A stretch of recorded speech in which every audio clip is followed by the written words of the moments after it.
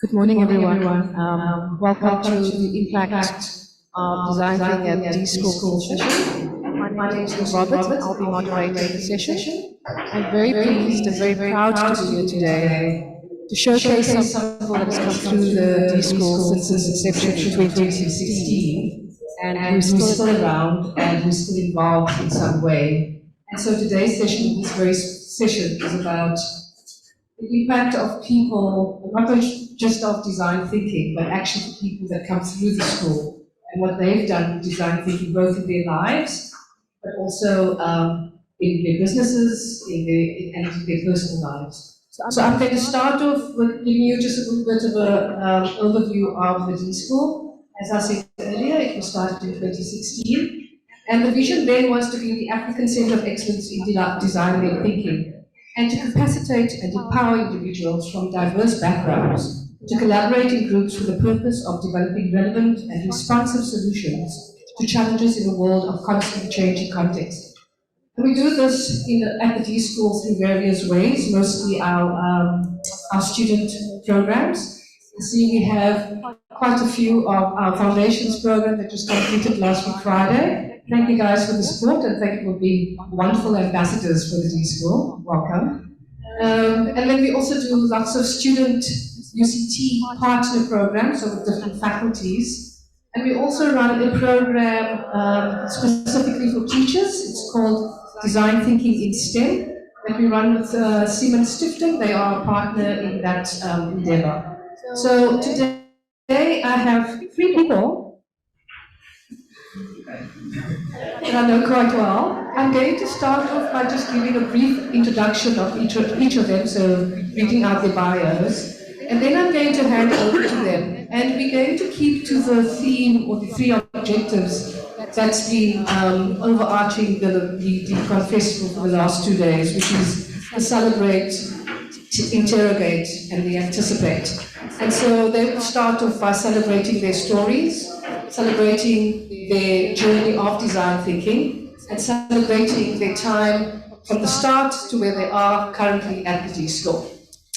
So on my left, I'm going to start with Esona Makinana. He's a social entrepreneur and a human-centered designer and a cross-cultural facilitator. He's over 5 years experiencing facilitating workshops for clients in the public and private sectors, as well as multilateral development actors. For example, for the Global Alliance for Improved Nutrition, Esona co-facilitated and supported the development of a week-long hybrid design sprint workshop for 30 participants from diverse disciplines and geographies to craft food safety interventions to test in traditional markets in Nigeria. He also co-facilitated the French Development Agency Biodiversity Partners Program, where Southern African participants validated ideas to build a local ecosystem of pro-nature actors. Currently, he designs, plans, adapts, and facilitates design thinking experiences for the D-School Africa at the University of Cape Town. Personally, Esona has found great benefit in applying design thinking methods in his personal life, in new venture creation, and in music production. Welcome, Esona.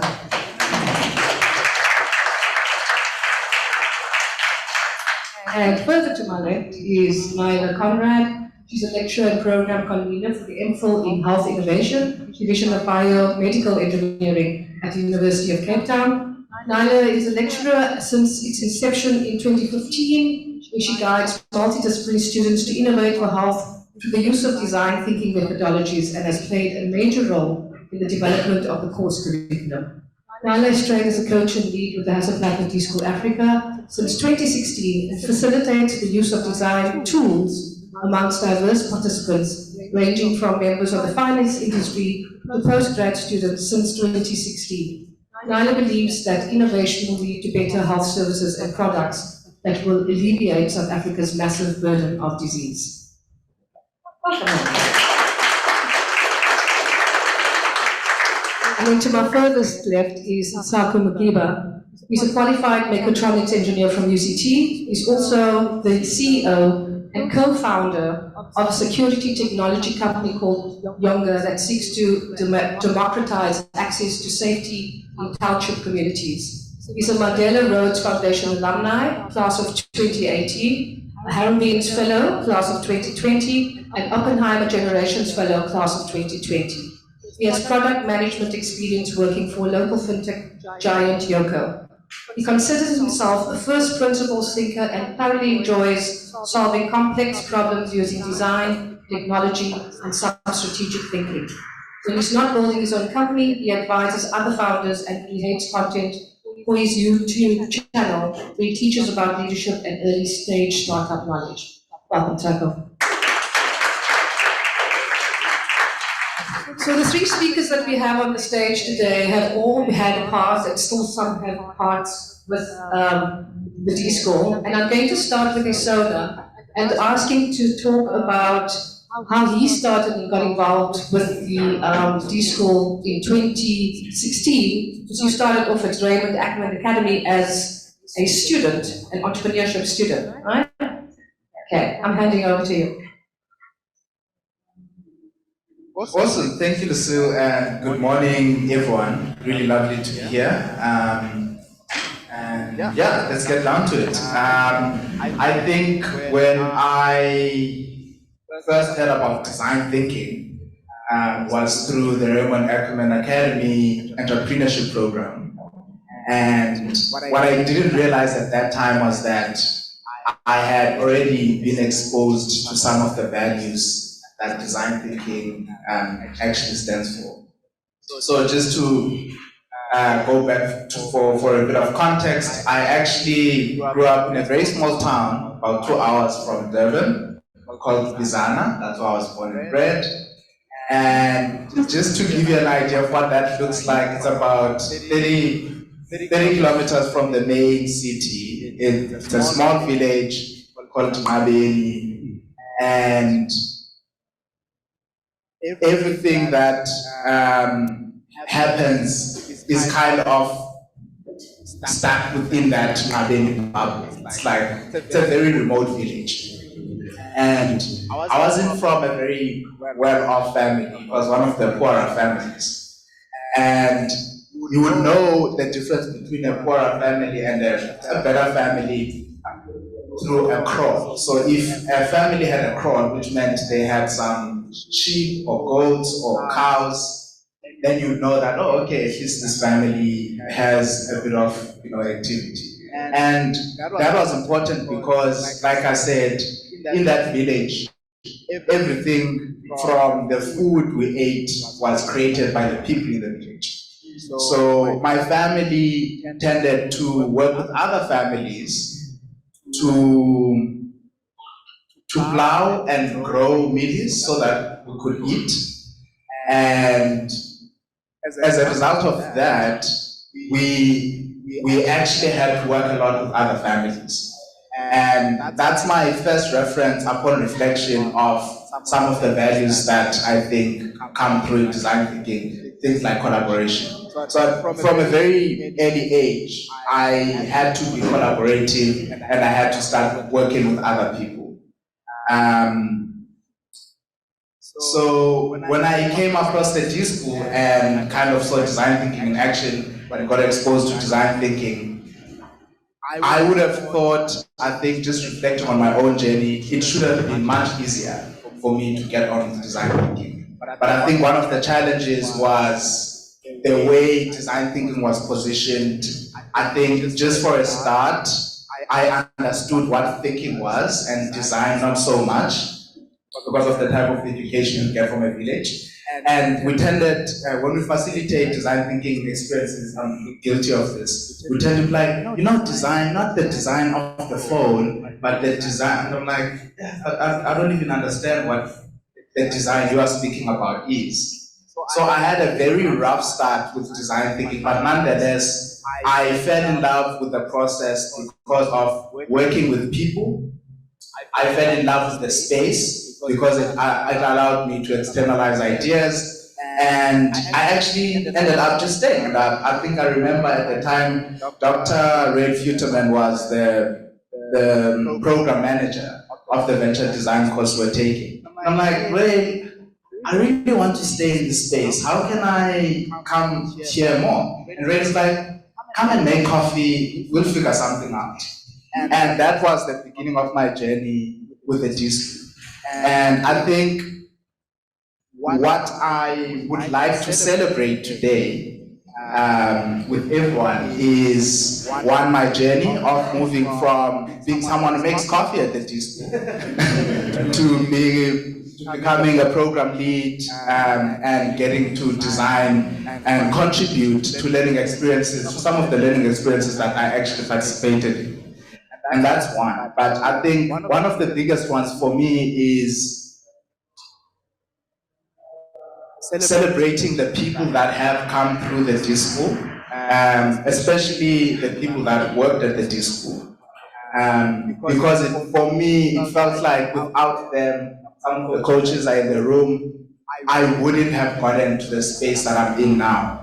And more specifically, I think what they did for me is they created an enabling environment for people who would usually remain invisible and have less power.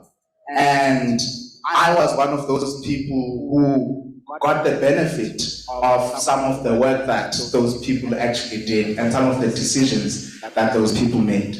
So I think those are my two key things that I would like to celebrate today. Thank you.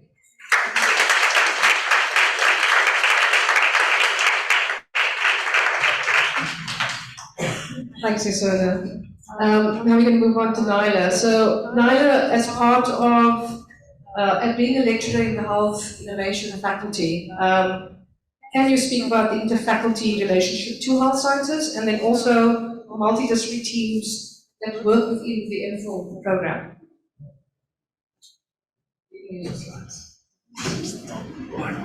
Just by the way, guys, for the online people, if there are any questions, please put it in the chat.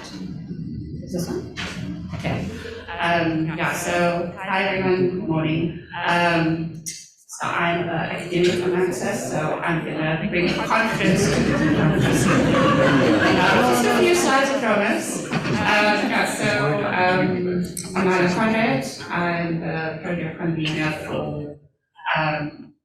health innovation. So I think I'm going to try and keep this as short as possible.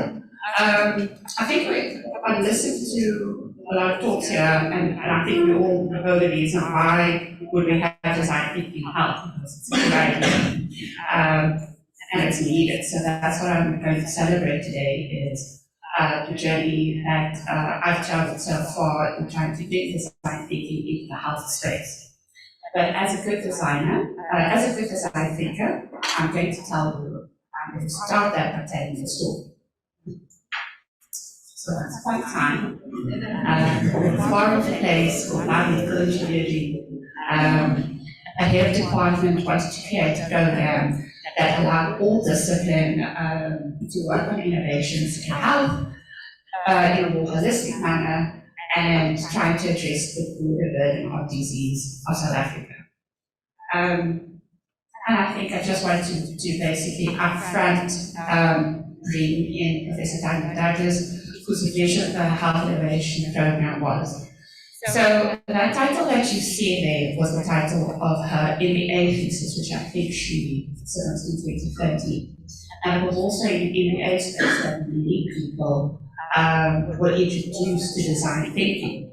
And the title of her MBA thesis was about bringing, towards a more holistic postgraduate program. And I think she's really an example of someone who learns, unlearns, and relearns. Because she had written in electrical engineering, a PhD in biomedical engineering, and as Hasso Plattner said yesterday, it's about embracing design thinking on top of the discipline. I think what was great was that she didn't ask permission to go ahead with this program. She just was like, this is a good idea, I think we should do this. And she acted. And standing out here 2022, I'm really trying to carry on the vision. But unfortunately, as with 2020 and 2021,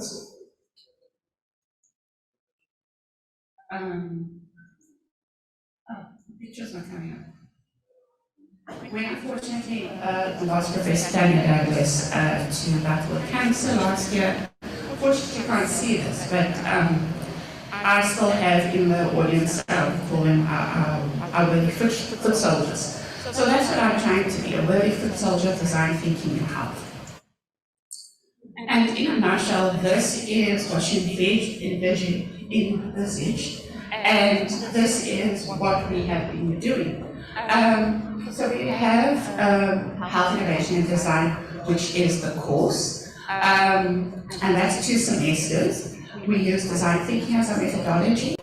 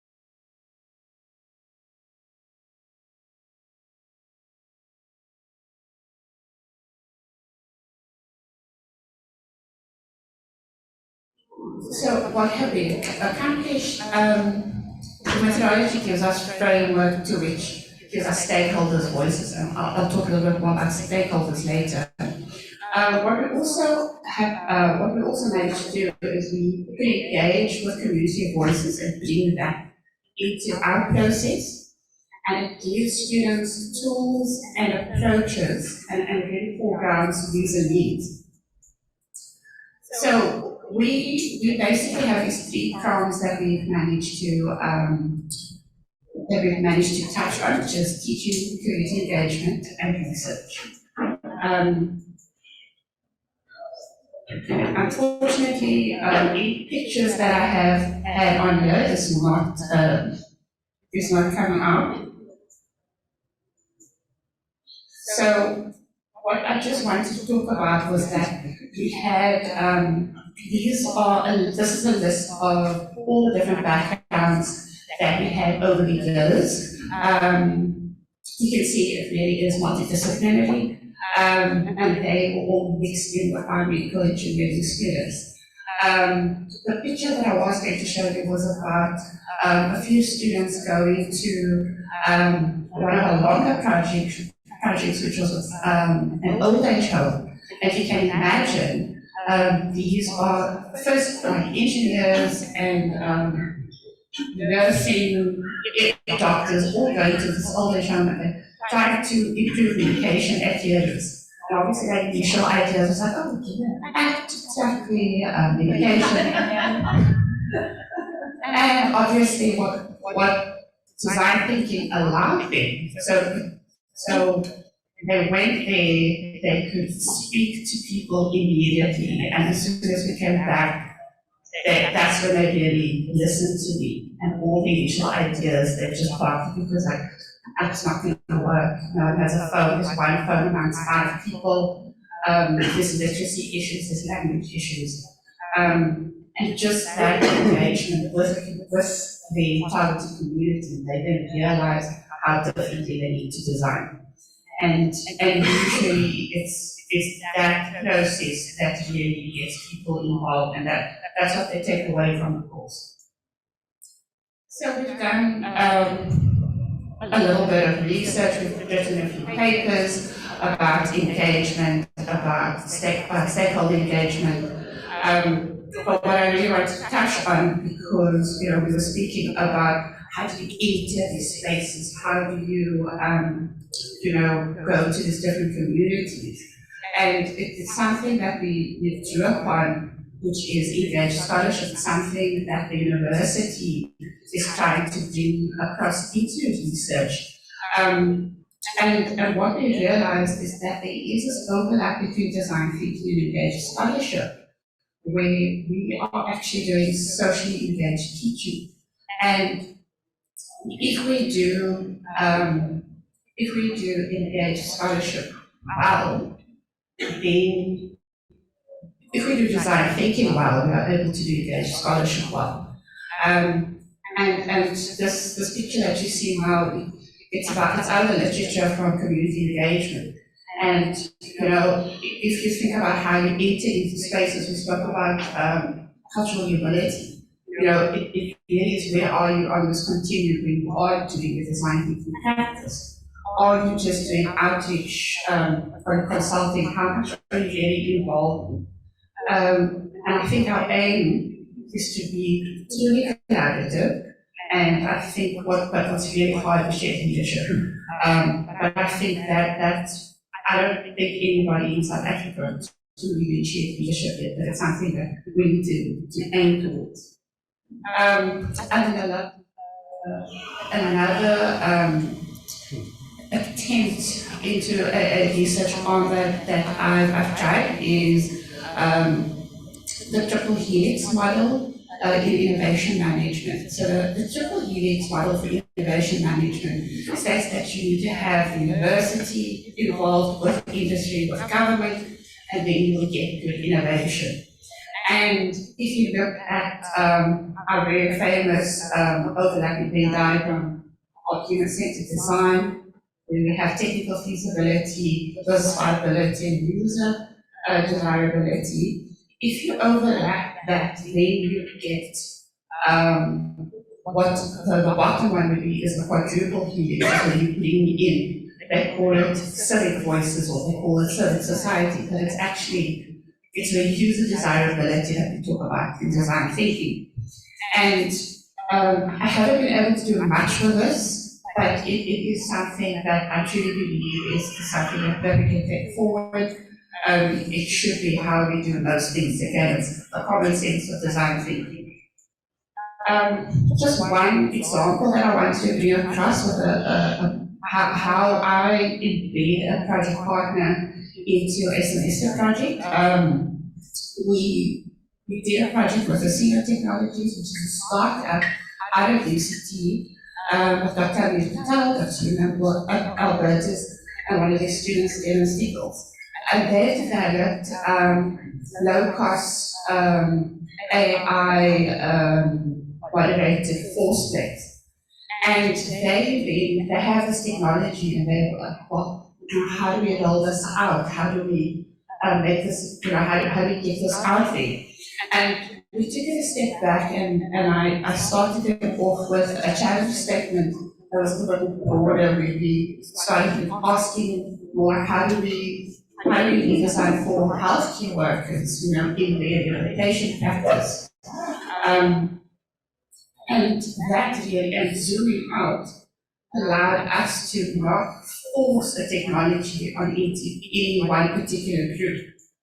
And what we discovered after speaking to podiatrists, physiotherapists, and biokineticists, we actually realized that people in current practice, like physios and biokineticists, are actually running use technologies such as force plates.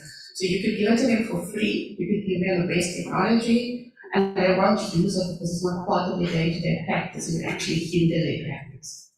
So we then had multiple points of view.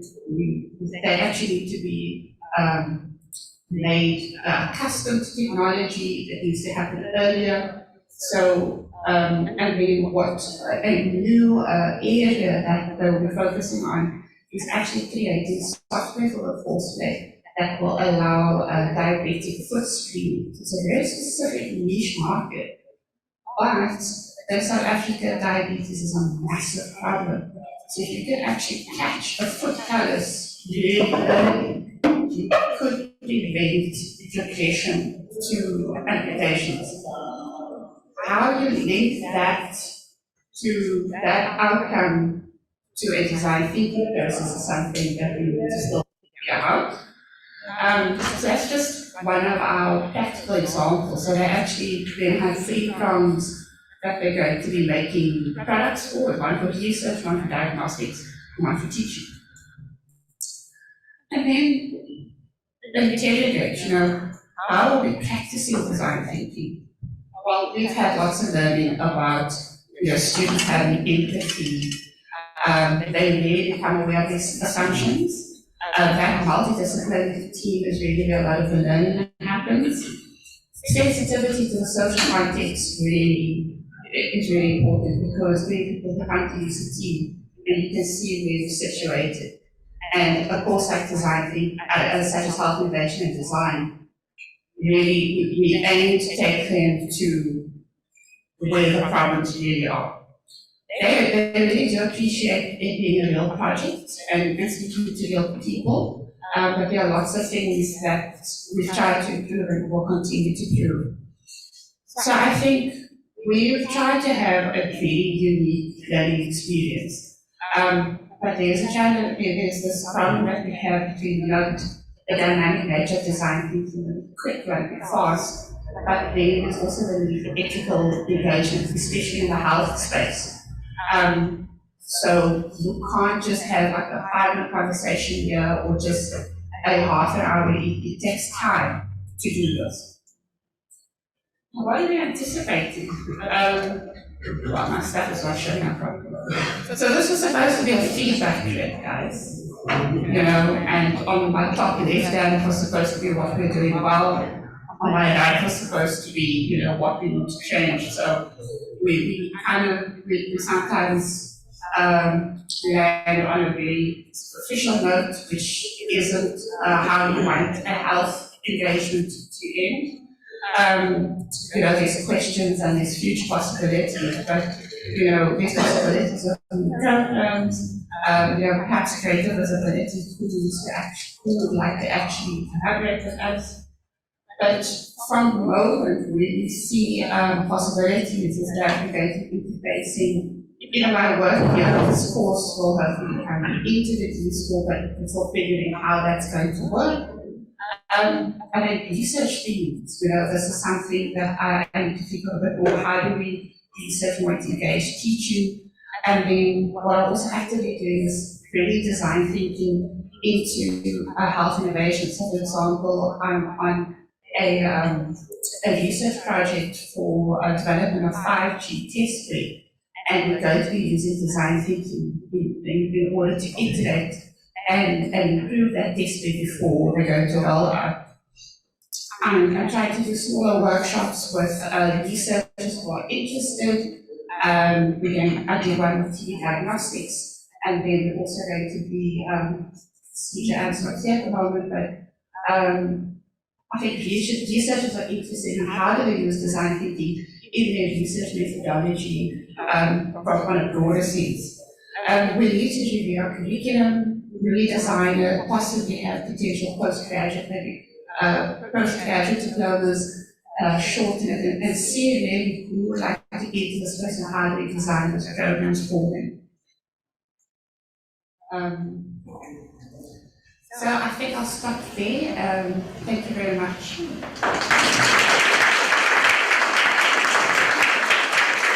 Thank you, Nailah. So we've started off Esona with his story, his personal story. We've moved into what the D-School does with UCT partners, specifically health sciences. And now we're going to hand over to Ntsako, who started off as a student, a civil engineering student at UCT? Mechatronics. And then he's also been back a few times on our foundations program as a guest speaker. And he's also used design thinking into his business arena.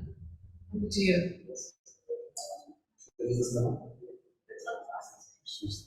All right, cool. Thank you so much, Lucille. Just before I get into my content, I just wanted to express gratitude for the opportunity to be on this platform. Esteemed colleagues here, It really is an awesome opportunity to be here, to just share my journey in design thinking. So yes, as I've already been introduced, I studied mechatronics engineering here at UCT, and throughout the course of my degree, I had to juggle, founding a tech startup, and then colliding with design thinking, which is the reason why I'm here today. So really excited to just share some of the learnings and just our story in conjunction with design thinking. So I guess my story is somewhat unique in the sense that my first experience with design thinking as a concept actually predates the inauguration of the school. So in 2015, we had what we call the Vice Chancellor's Challenge. Some of you, I can see some familiar faces, would remember as UCT Upstarts. And in essence, what that was a challenge from the Vice Chancellor, or a provocation rather, to imagine a new Afrika. Now, at the time, I had this awesome idea around trying to introduce solar into the country in a similar fashion that Wi-Fi was introduced. I don't know if you remember, your very first interaction with Wi-Fi in this country was probably in a McDonald's, interacting with a Wi-Fi hotspot before it actually became something that you actually had in your home. So that was the idea that we had, and then I actually experienced something that kind of turned my world upside down. While visiting an aunt of mine that stays in a township in Midbank, on the very first evening I arrived, we were broken into. They stole about 50,000 rands worth of goods, laptops, phones, everything. Anything of value in my aunt's house was stolen. And obviously you wake up in the morning, it's very disorienting to see that everything that you own is gone. And then also realizing as well that not only were you robbed, but others in the community were also robbed. And this was quite interesting for me. Obviously, one being an engineer, I felt, okay, well, what can we do about this? And first inclination was to investigate existing solutions in the market, only to realize that there actually wasn't anything that was solving this problem for this very unique context, which was the township. Everywhere that I looked online, I would find Wi-Fi-based solutions, just a whole bunch of things that were perfect for a first world context, but completely unsuitable for a township environment where there's such a constraint when it comes to resources, connectivity, digital literacy, and what you do, right? So here I am as a second-year engineering student, naive enough to tackle crime in townships. And I always joke and I say that I'm in platforms like this because I got robbed and I held a grudge. But really, it goes beyond that, right? It's just a sense of responsibility of actually being in an environment, empathizing with my aunt who stays there by herself, seeing how vulnerable she was, and then going out there and looking for solutions only to discover that it wasn't actually anything that was built with her in mind. It was from that place that I then decided, along with my partners, that we were going to go on this journey to try and understand the unique constraints, needs within this environment, and do it, build the solution ourselves. And while we were trying to do this, thankfully, design thinking was that thing in the back of my mind that I realized this could be a tool that we could leverage to actually assist us in our journey. And at that point, I already had a couple touch points with design thinking. First being the challenge itself.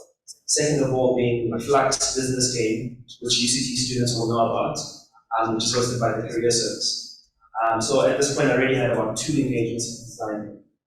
So we endeavored on this journey of trying to develop this alarm system. And I'll show it to you. It's here today. So this is actually an artifact of the design thinking process. It's very unique and unlike any other security system that you may have ever seen before. I'll explain to you why that's the case. Through a process of trying to empathize with my aunt and people like her, I realized that there are so many more constraints than we're aware of, like things that we take for granted in these spaces, right? One of which was the fact that there isn't just like a stable electrical supply in every person's home, and then you start to wonder why certain solutions actually aren't implemented. A lot of them are actually wired solutions that rely on connection to the mains in order to actually work. So that was the very first insight that we had, was that if we were going to have a solution that's going to solve the problem, we would have to operate without access to electricity, right? And being a South African, all the South Africans in the room, we battle with load shedding, right? That's our lives.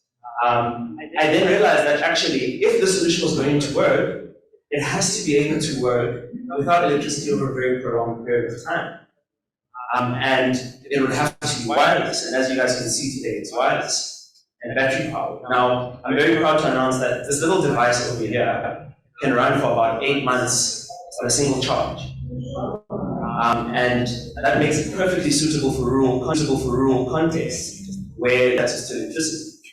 And if you look very closely on the side of the container, there's a little USB port there, which is a micro USB port, which speaks to the fact that, you know, on the continent or in the country, rather, what we've seen is an adoption in like entry-level smartphones, a lot of which actually use micro USB chargers. So how can we actually leverage the resources that actually exist in their environment and build that into the product so that it would work out of the box?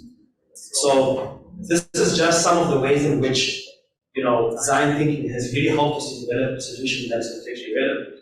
And not just doing the lazy exercise of thinking about all the features that you could possibly build, building that and then going out to the market and trying it.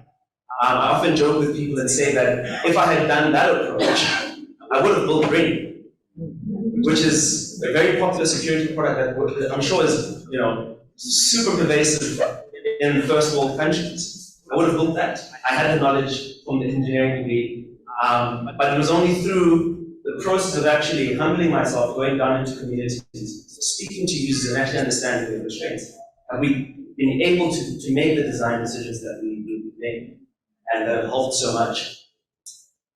So let's move a little bit further. I'm still a student at this time, mind you. So I'm running around, going to lectures, having to write exams, and then you can ask Jaden at the back, who was my classmate, then having to excuse myself to drive to a township somewhere else just to engage with people. I was very excited at that time when the D School had now recently launched this inaugural partnership with the engineering department, which was our design project around empathizing with the taxi industry.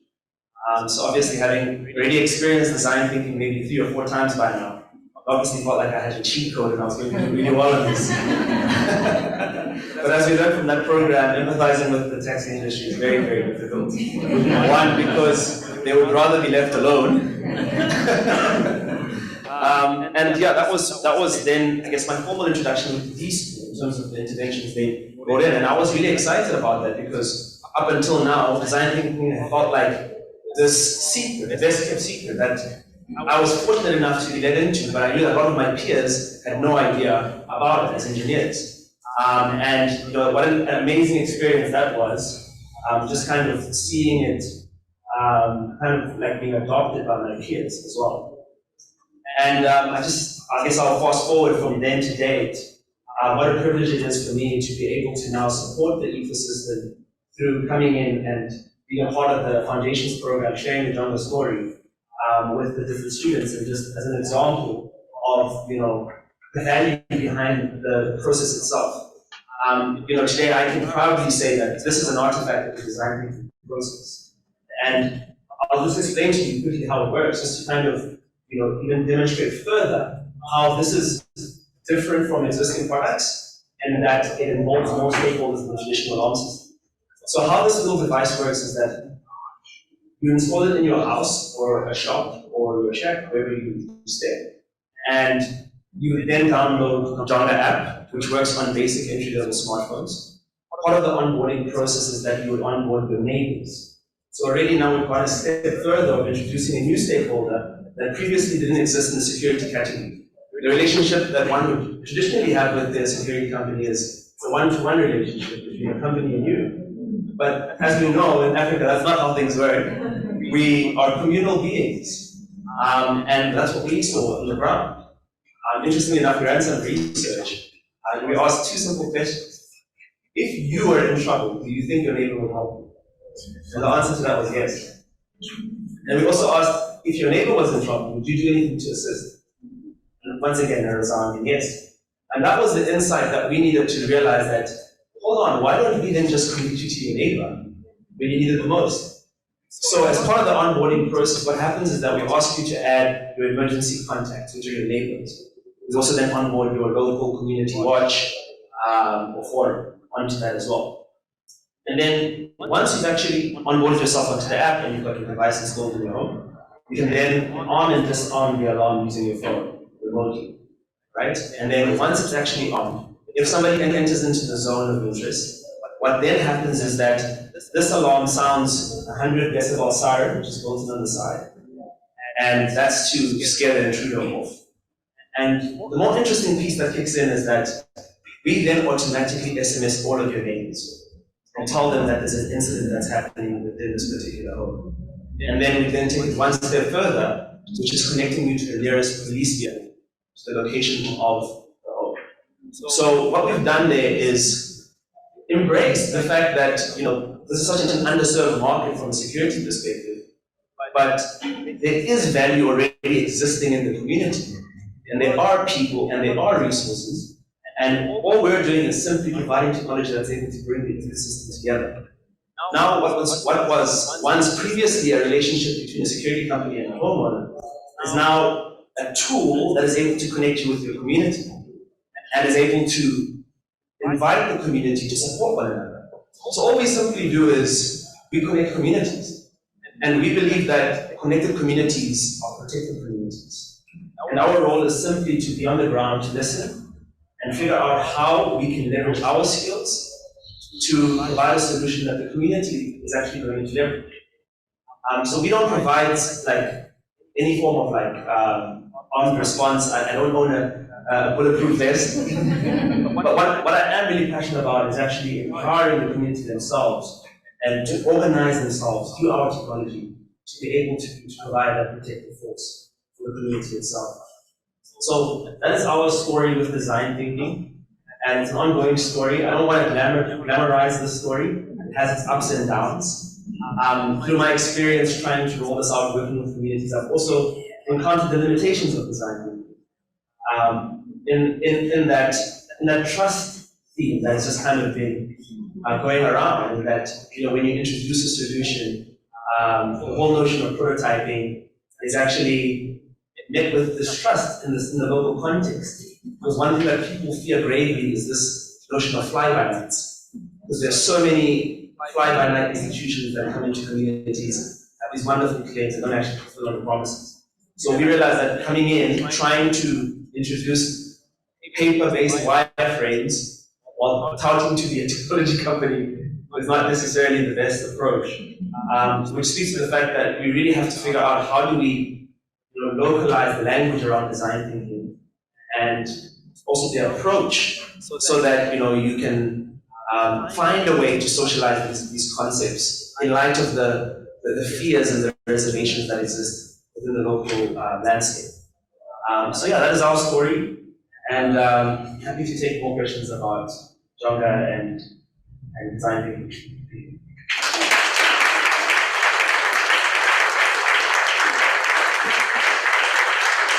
Thanks, Ntsako. I'm just going to ask one question. I'm going to open up to the floor, because I see we've only got 12 minutes left.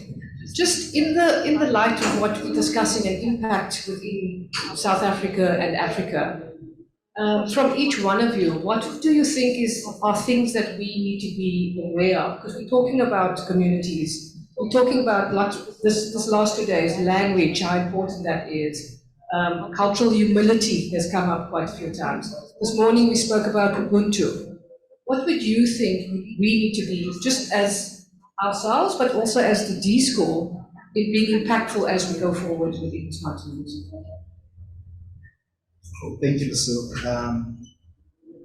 I think just reflecting back on my own personal journey with design thinking, I felt once I started understanding what design thinking was truly about, what the values we're trying to teach were, I felt cheated, because I felt like there was already a lot of experience that I was bringing into the space, but because of the language and everything used around design thinking, I didn't feel like I was able at the beginning.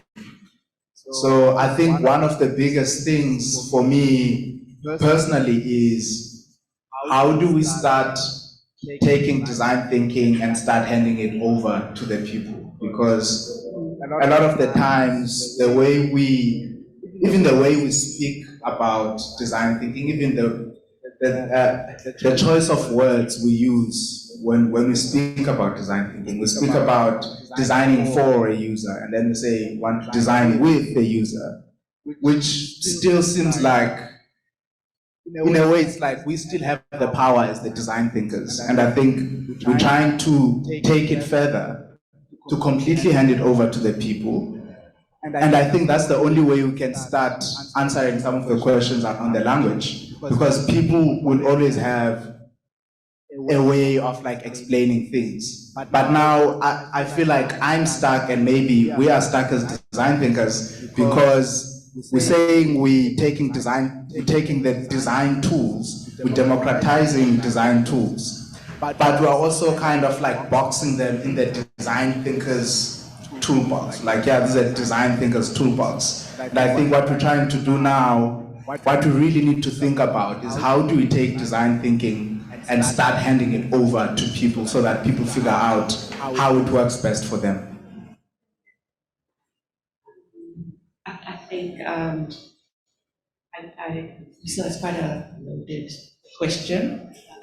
So I think I'll just keep it brief and kind of echo what Esona was saying. I think I'll take it from the university's perspective, as I would say, the academic perspective in how do we, when we say hand it over to the community, I'm thinking of the university community, how do we make it accessible to the rest of the university?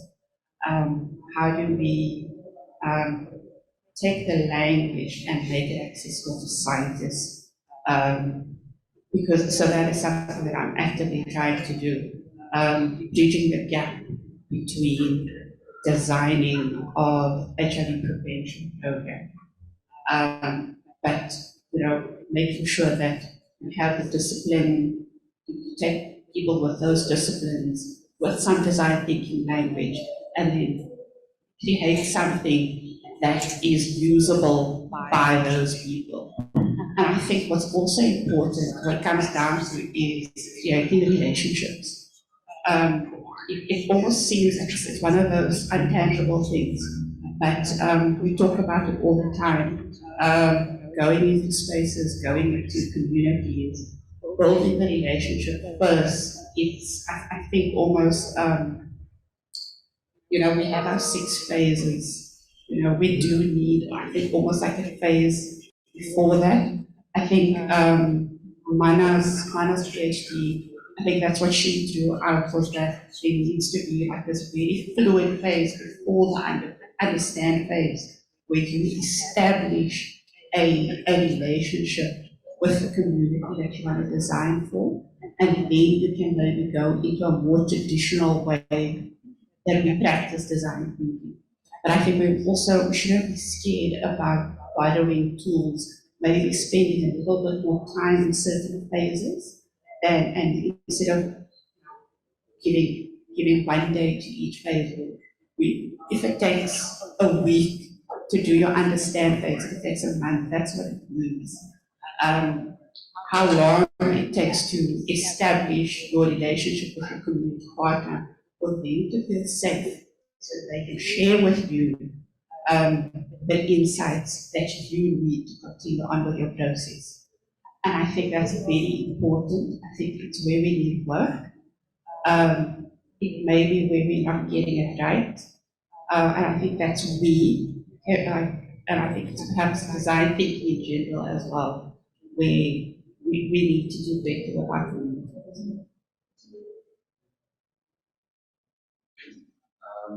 Yeah, thanks for that question, Lucille. I think ultimately any intervention that we try and roll out as I guess the school thinks about how it scales its impact will be undermined unless there's a genuine belief that these communities actually hold the answers themselves. And I think sometimes as social kind of like innovators, there is this tendency to think that we are coming with the solutions and they are coming with the problems. And I think something interesting starts to happen when you actually open your mind to the prospect that they actually have the solutions. And I guess we have some of the tools that can allow them to flesh those solutions out themselves. And this has been something that I've grappled with a lot as an engineer, because you want to build the solution all the time. But also, sometimes, the technology might be the solution. Technology might actually bring on additional problems. So I think that would be something that I think we need to keep in mind. And I guess that also speaks to an idea that emerged yesterday around, are we even the right people? Based on our lived experiences, are we qualified to actually navigate some of these spaces and conduct our research? And that's something that, it's a question we ask ourselves often to keep us honest. Because, as exciting as design thinking might sound and the process of going on the ground and coming up with solutions is, when things get difficult, it's very easy to disinvest.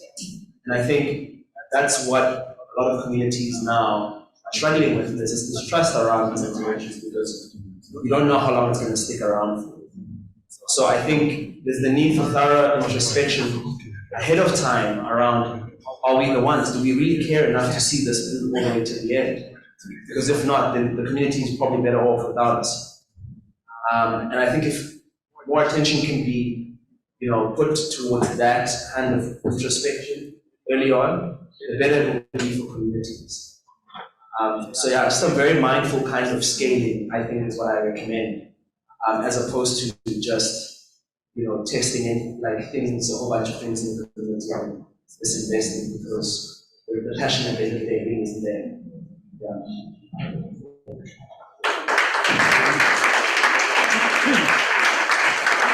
I'm just going to hand over to see if there are any questions.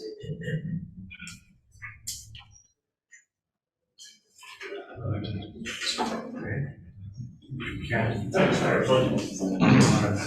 you so much. Thank you, panelists, for a fantastic session, and I think a special shout out to Nailah. I think the info in health innovation definitely changed my trajectory. So my question is actually for you, Ntsako. You mentioned that design thinking obviously has its limitations, and I think part of that has to do with behavioral change. And so I wanted to hear from you, what was your experience as far as affecting the uptake of Jonga and these activities from a behavioral change perspective? Thanks so much for that question. One of the things that I learned early on in our journey is that if our solution requires someone to change the way that they live their lives in any way, it's not going to work.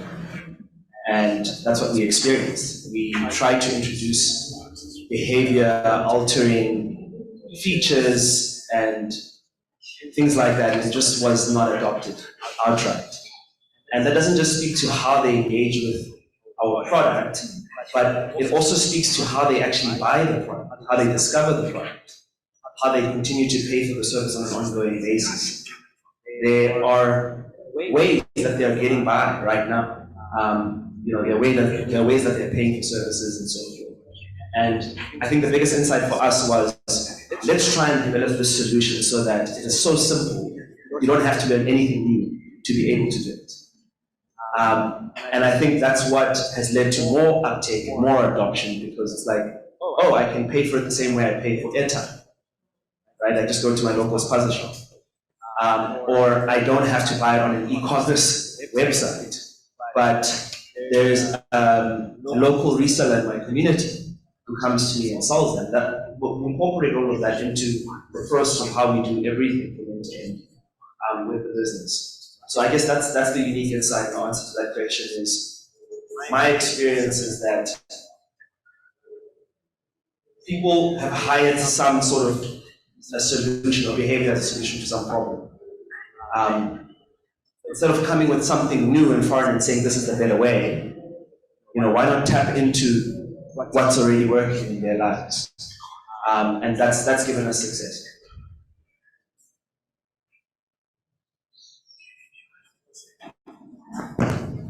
Thank you very much. My name is Minu and I work for UNICEF. My question also goes to the same gentleman.